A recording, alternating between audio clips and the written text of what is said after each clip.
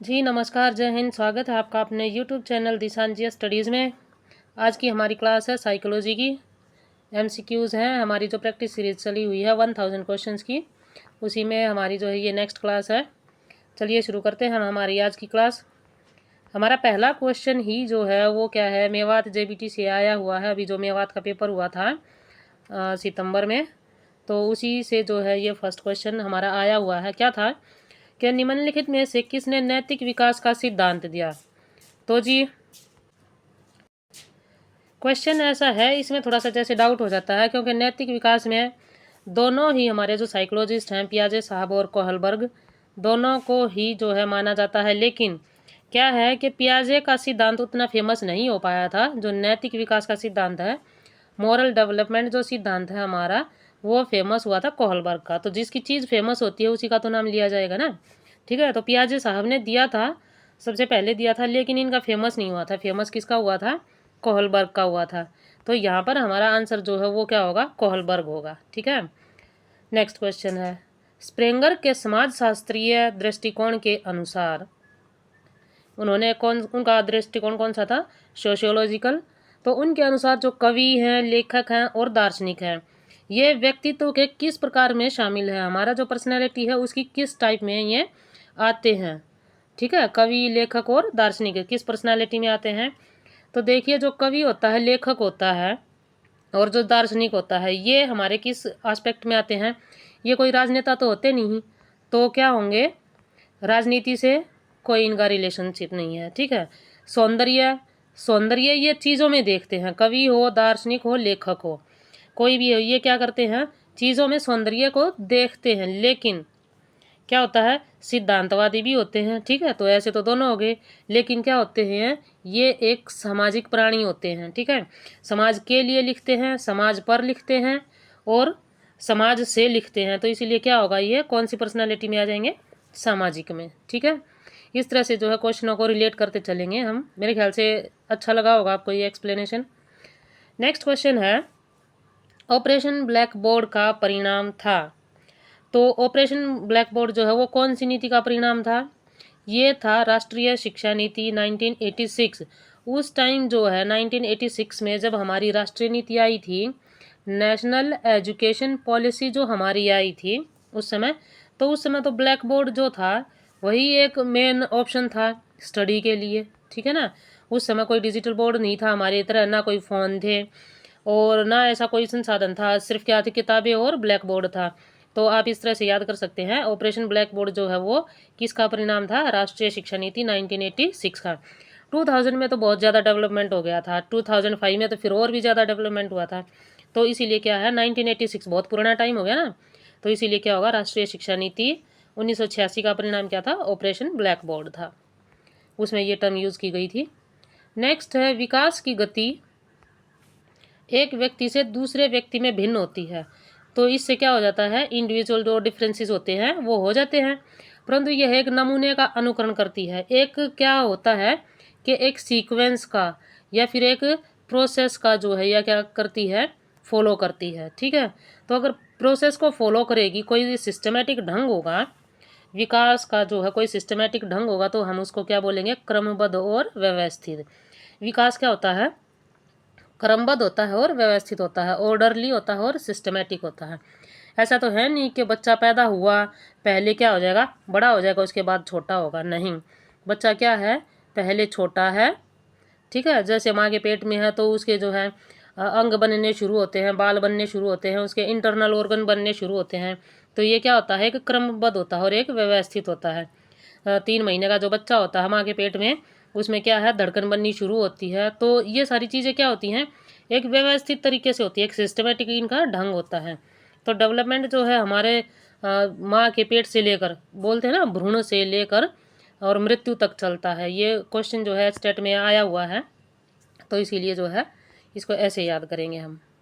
अब next question है, जब एक शिक्षक, कोई टीचर है, वो ये समझता है कि स्वाभाविक रूप से लड़के गणित में अच्छे होते हैं, बहुत होता है ना, सोशल मीडिया पे भी देखा होगा, लड़कियों को मतलब कैसे नीचा दिखाने के लिए ये वीडियोस वगैरह बनती हैं। तो ये क्या होता है? एक आप इसको जो है, अगर आप साइकोलॉजी के स्टूडेंट हैं तो आप इसको ऐसे पढ़ सकते हैं। क्या मानते हैं कि लड़के क्या होते हैं? गणित में अच्छे होते हैं, मैथ्स में वो अच्छे होते हैं। तो ये क्या दिखाता है, तो जी ये दिखाता है लिंग पक्षपाती, मतलब जेंडर बायस को दिखाता है कि आप जो है जेंडर में डिफरेंस कर रहे हैं, पार्शियलिटी कर रहे हैं। ठीक है, ऐसा कुछ नहीं है। आप जो सोशल मीडिया पे देखते हैं तो इन चीज़ों को ज़्यादा सीरियसली ना लें, ये सिर्फ लाइक्स और व्यूज़ के लिए होता है। जो सोशल मीडिया पे इंस्टाग्राम पे चल रहा है ये सिर्फ लाइक्स और व्यूज़ के लिए होता है, इनसे आपको कोई शिक्षा थोड़ी मिल रही है। ये समाज को, और जो खासकर जो लड़कियां हैं, गर्ल्स जो हैं, तो ये इन चीज़ों को सीरियसली लें। ये आप लोगों को जो है और भी गर्त में धकेल रही हैं ये चीज़ें, क्योंकि सोशल मीडिया पे कभी भी कहीं भी क्या हुआ, कोई मतलब कोई हाई लेवल में या कोई टीचर है, कोई समाज सुधारक है, या कोई इस तरह का जो इंसान है वही सिर्फ बोलता है सोशल प्लेटफॉर्म पे। नहीं तो जो ये वीडियोस बनती है ना एंटरटेनमेंट के लिए, इसमें क्या होता है, लड़कियों को डाउन दिखाया जाता है। अब जैसे ही आपको ये डाउन दिखाएंगे, और कोई बच्चा है अभी जैसे 10 से 15 साल की एज में है, उसका माइंड डेवलप हो रहा है, तो उसके लिए क्या होगा, लड़की सिर्फ एक खिलौना ही होगी, कोई इंसान नहीं समझेगा वो उसको, वो इसको एक मजाक की चीज़ लेगा, वो जो है गलत चीज़ें ही सीखेगा। ठीक है, तो चलिए हम अपनी वीडियो को आगे करते हैं शुरू। ठीक है, किशोर अवस्था में मार्गदर्शन के लिए शिक्षा में कौन सी व्यवस्था करनी पड़ती है।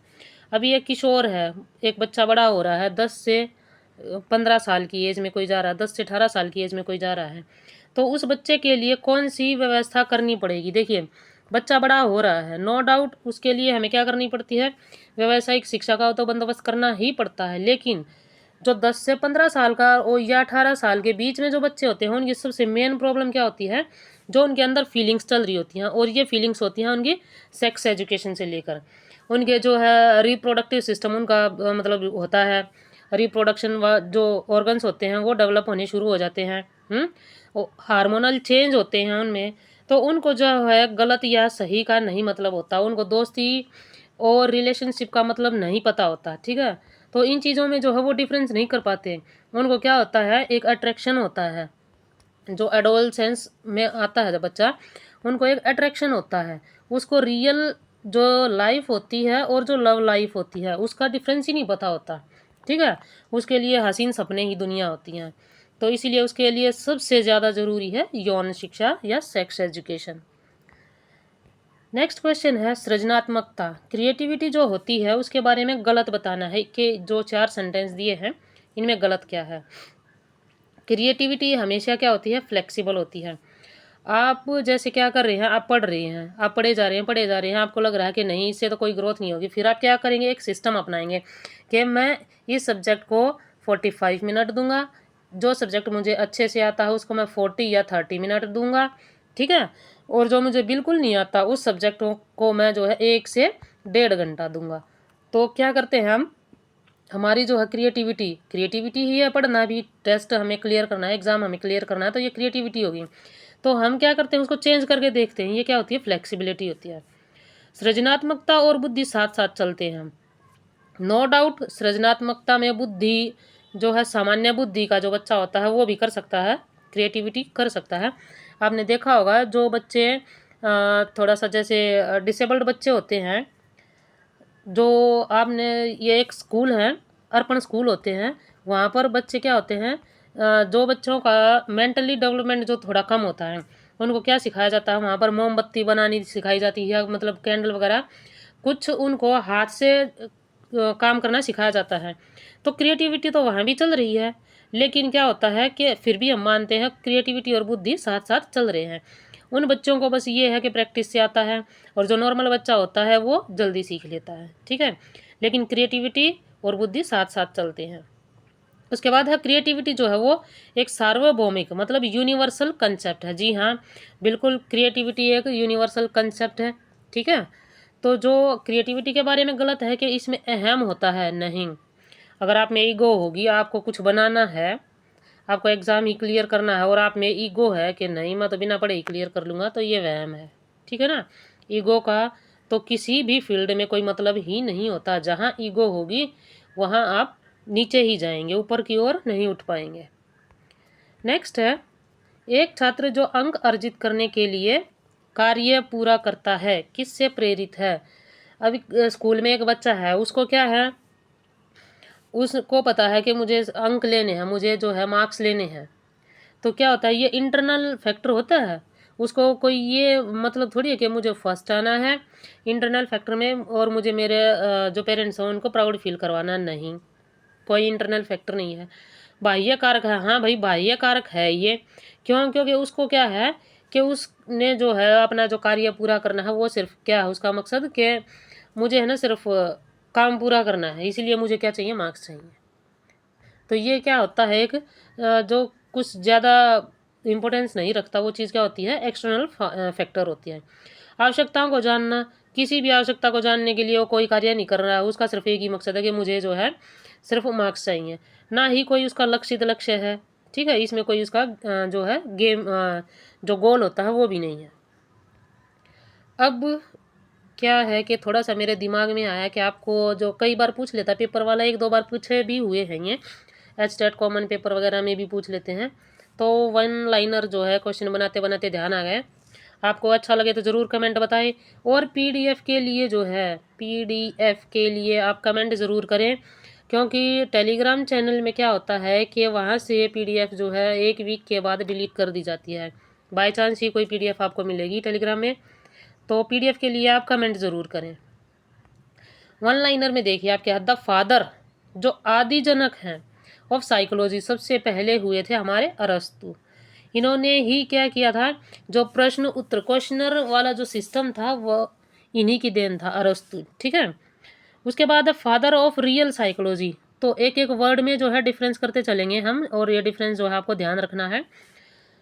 द फादर कौन थे साइकोलॉजी के, एरिस्टोटल थे, अरस्तु थे। और रियल साइकोलॉजी के जो फादर थे वो कौन थे, विलियम वुंट थे। ये विलियम नहीं है, ये विलहेम है, विलहेम वुंट। उसके बाद है first who use the word psychology, सबसे पहले जो है साइकोलॉजी का वर्ड किसने यूज किया था, रुडोल्फ गॉकेल ने। नेक्स्ट है फादर ऑफ एजुकेशन साइकोलॉजी, ये क्या है, फादर ऑफ एजुकेशन साइकोलॉजी कौन थे, थॉर्नडाइक थे। और थॉर्नडाइक की थ्योरी जो है हमारे चैनल पर पहले से अवेलेबल है, आप वहाँ से चेकआउट करें। इसके बाद है father of development psychology, development psychology के फादर कौन हैं, जीन पियाजे हैं। और इनकी कॉग्निटिव डेवलपमेंट थ्योरी जो है वो बड़ी फेमस है, और ये थ्योरी हमारे चैनल पर पहले से है, तो आप इसको वहाँ से चेकआउट ज़रूर करें। नेक्स्ट है फादर ऑफ प्रैक्टिकल साइकोलॉजी, ये डेवलपमेंट साइकोलॉजी था, ये प्रैक्टिकल साइकोलॉजी है। इसके भी फादर कौन हैं, विलियम वुंट हैं। विलियम वुंट जो है इन्होंने जर्मनी के लिप्जिंग में क्या किया था, पहले जो बिहेवियरिज्म साइकोलॉजी थी उसकी क्या करी थी, प्रैक्टिकल को आप बिहेवियरल बोलेंगे ना, जो पहली प्रयोगशाला थी प्रैक्टिकल साइकोलॉजी की, जो पहली प्रयोगशाला थी लिप्जिंग में खोली थी। ठीक है, जर्मनी के लिप्जिंग शहर में। फादर ऑफ मॉडर्न साइकोलॉजी, ये भी जो है कौन थे, ये विलियम जेम्स थे। मॉडर्न साइकोलॉजी, तो इस चीज़ को ध्यान रखें, जो प्रैक्टिकल साइकोलॉजी थी वो थे विलियम वुंट, और मॉडर्न जो साइकोलॉजी थी वो थे विलियम जेम्स थे। अब नेक्स्ट है सोशल साइकोलॉजी, तो इसके फादर कौन थे, कुर्ट लेविन थे। ठीक है, कुर्ट लेविन की थ्योरी करवाई नहीं हुई है, मैंने जो बीच में ही क्या नाम है ये क्वेश्चन वाली सीरीज़ शुरू कर दी थी एमसीक्यू वाली, क्योंकि आप थ्योरी में कुछ ज़्यादा इंटरेस्ट ले नहीं रहे थे आप लोग। अगर आपको इंटरेस्ट लगे या आप चाहें कि थ्योरी क्लासेस करवाई जाएं, तो इसके लिए भी ज़रूर कमेंट करें। ठीक है, तो थ्योरी जो है आपकी थोड़ी बहुत करवा दी जाएंगी जितनी भी बचती हैं, बाकी कुछ एक थ्योरीज रहती हैं। डेवलपमेंट वाला चैप्टर रहता है, इसके हम जो है क्वेश्चन आंसर करेंगे, अब चैप्टर वाइज डालेंगे। ठीक है, तो चैप्टर वाइज जो है अब हम एमसीक्यू स्टार्ट करेंगे। अब क्या है कि स्कूल्स ऑफ साइकोलॉजी, ये भी एक अच्छा जो है टॉपिक है, छोटा सा है। क्या है कि जैसे जो स्ट्रक्चरलिज्म है उसके फादर कौन हैं, और जो फंक्शनलिज्म है उसके फादर कौन है, बिहेवियरिज्म के जो साइकोलॉजी है उसके फादर कौन है, तो ये जो है पेपर में पूछ लेता है, इसीलिए मैंने जो है इस टॉपिक को भी थोड़ा सा इसमें इंक्लूड किया है। क्या है कि फर्स्ट है स्ट्रक्चरलिज्म जो है साइकोलॉजी, उसके फादर कौन है, तो उसके फादर हैं विलियम वुंट हैं। इन्होंने ही क्या दी थी, प्रैक्टिकल साइकोलॉजी दी थी। ठीक है, इसका जो दूसरा नाम है स्ट्रक्चरलिज्म का दूसरा नाम है एग्जिस्टेंशियल, अस्तित्ववाद। जो चीज़ें अस्तित्व में होती हैं, जो चीज़ें बिहेवियर में होती हैं, उन चीज़ों को किसने प्रतिपादित किया था, विलियम वुंट ने किया था। इन्होंने किस चीज़ पर फोकस किया था, on different elements of brain, जो ब्रेन के से रिलेटेड, जो कॉग्निटिव थिंकिंग से रिलेटेड होते हैं। थोड़ा सा ध्यान करना, कॉग्निटिव थ्योरी जो है उसके फादर हैं जीन पियाजे, और इन्होंने जो एग्जिस्टेंस या स्ट्रक्चर में जो चीज़ें दी जाती हैं, जो थ्योरी में जो चीज़ें दी जाती हैं वो भी कॉग्निटिव से ही रिलेटेड होती हैं। तो ब्रेन एलिमेंट और उनकी कैपेसिटी के बारे में किसने बताया था? विलियम वुंड ने बताया था। नेक्स्ट है फंक्शनलिज्म, प्रकार्यवाद। ये चीज़ें जो है ये प्रैक्टिकली है। ये किसने दी थी थ्योरी? तो इसके फादर थे William James. Related to the mental process, तो जहाँ पर मेंटल प्रोसेस होगा या जहाँ पर ब्रेन की बात आएगी वो क्या होता है? कोग्निटिव ही होता है। लेकिन थोड़ा थोड़ा डिफरेंस करके आपको चलना है, वर्ड पे ध्यान देना है। जो वर्ड यूज़ होते हैं साइकोलॉजी में आपको उन चीज़ों पर ध्यान देना है, ठीक है? कौन सा वर्ड किसके लिए यूज़ किया गया है। तो यहाँ पर सिर्फ मेंटल प्रोसेस है, नॉट कॉग्निटिव। यहाँ पर ब्रेन एलिमेंट है, कैपेसिटीज़ हैं ब्रेन की, ठीक है? कॉग्निटिव वर्ड यूज़ नहीं है, तो इन चीज़ों पे ध्यान दें। अदर इसके थिंकर कौन थे? जॉन डीवी थे। जो फंक्शनलिज्म है इसके फादर थे विलियम वुंड, और अदर थिंकर कौन थे? जॉन डीवी थे। और ये जो था स्कूल, ये जो इसका क्षेत्र था ये किससे रिलेटेड था? मेंटल प्रोसेस से। उसके बाद है बिहेवियरिज्म। इसके जो प्रोपाउंडर थे वो कौन थे? जेबी वॉटसन थे, ठीक है? दूसरे कौन से थे मूल व्यवहारवादी? इसमें बीएफ स्किनर थे। और इसका कंसेप्ट क्या था भाई? इसका कंसेप्ट था कि it is a theory of learning which states that all behaviour are learned through the interaction with the environment through a process called conditioning. अब कंडीशनिंग क्या होती है? आपने जैसे पावलोव की थ्योरी और ये चीज़ें करवाई हुई हैं, तो कंडीशनिंग होती है कि एक चीज़ जो है दूसरी चीज़ से जुड़ी हुई होती है, ठीक है? 1 जो है 2 से जुड़ा हुआ है। कैसे? 1 और 1 2 होते हैं, तो जो 2 है वो किससे जुड़ा हुआ है? 1 से जुड़ा हुआ है। तो ये जुड़ाव जो है ये क्या होता है? कंडीशनिंग होती है, ठीक है? तो इसमें क्या दिया हुआ है कि एक कंडीशनिंग का जो प्रोसेस होता है उस प्रोसेस के अंदर क्या होता है कि सभी जो बिहेवियर वो कैसे सीखे जाते हैं? Interaction with the environment, environment के साथ इंटरेक्शन करके सभी बिहेवियर सीखे जा सकते हैं। और इस प्रोसेस में इस प्रोसेस को हम क्या बोलते हैं? कंडीशनिंग।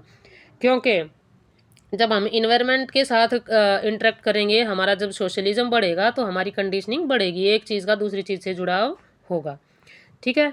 अब इसके थिंकर जो है वो दूसरे कौन है? इसके प्रतिपादक थॉर्नडाइक भी हैं, पावलोव है, स्किनर है, गुथरी है, बंडूरा है। क्योंकि इन्होंने बिहेवियरिज्म का दिया हुआ है, आप वहाँ से जो इनकी थ्योरीज देख सकते हैं ना। थॉर्नडाइक की भी करवाई है, पावलोव की भी है, स्किनर की भी है, आरएस थ्योरी है स्किनर की, और बंडूरा की थ्योरी है, ठीक है? ये करवाई हुई है। इसके बाद है गेस्टाल्ट साइकोलॉजी। इसके प्रतिपादक थे मैक्स वर्दीमर। दूसरे जो थिंकर थे इसके साथ ही जो गेस्टाल्ट जो थ्योरी थी गेस्टाल्ट साइकोलॉजी, इसके साथ ही जो है कोफका और कोहलर दोनों का ही जो है नाम आता है। इनका कंसेप्ट क्या था? The whole is more than the sum of parts. इनका कहना क्या है कि जो चीज़ें हम पार्ट्स में डिवाइड करके सीखते हैं ना, जो चीज़ें हम पार्ट्स में डिवाइड करके सीखते हैं वो जो है थोड़ी सी कम होती है किससे? संपूर्ण से। कोई एक चीज़ सारी है, मतलब ये एक सेब है, अगर हम इसके पार्ट्स को करेंगे तो ये जो पूरा का पूरा सेब है ना ये इसके पार्ट्स से ज़्यादा है, ठीक है? ये एग्जाम्पल के लिए है। नेक्स्ट है कॉग्निटिव। आगे हमारे जीन पियाजे साहब, ठीक है? तो कॉग्निटिव के जो हैं प्रतिपादक कौन थे? जीन पियाजे थे। और कॉग्निटिव लर्निंग में दूसरे कौन थे? वाइगोत्स्की थे, क्योंकि इन्होंने जो बोला था सोशल इंटरेक्शन को ज़्यादा बढ़ावा दिया था, सोशल इंटरेक्शन और लैंग्वेज पर इन्होंने बोला था। नेक्स्ट हमारे ब्रूनर हैं, ये भी क्या बोलते हैं? ब्रूनर की थ्योरी जो है क्या बोलती है कि समाज में ही इंटरेक्शन होता है, ठीक है? और नेक्स्ट हमारे हैं कूर्ट लेविन। तो ये सारे हैं। और इस थ्योरी में किस चीज़ पर जो है ज़्यादा जोर दिया गया है? अटेंशन पर, लैंग्वेज पर, मेमोरी पर, प्रॉब्लम सॉल्विंग, परसेप्शन, रीजनिंग और क्रिएटिविटी। आप सारी चीज़ें इन चीज़ों को ध्यान से देखें तो ये किससे रिलेटेड होती हैं? कॉग्निटिव हमारा जो डोमेन होता है उससे रिलेटेड होती है। तो आज की वीडियो आपको कैसी लगी कमेंट ज़रूर करें, और पीडीएफ के लिए टेलीग्राम को ज्वाइन करें, ठीक है? और अगर कोई समस्या है तो कमेंट बॉक्स आपके लिए अवेलेबल है, कमेंट ज़रूर करते रहें। वीडियो कैसी लगी ये भी बताएं, और चैनल को सब्सक्राइब ज़रूर करें, ठीक है? बेल आइकन को प्रेस करें और वीडियो को लाइक और शेयर करें। तो मिलते हैं ऐसी किसी नेक्स्ट वीडियो में, तब तक के लिए जय हिंद जय भारत।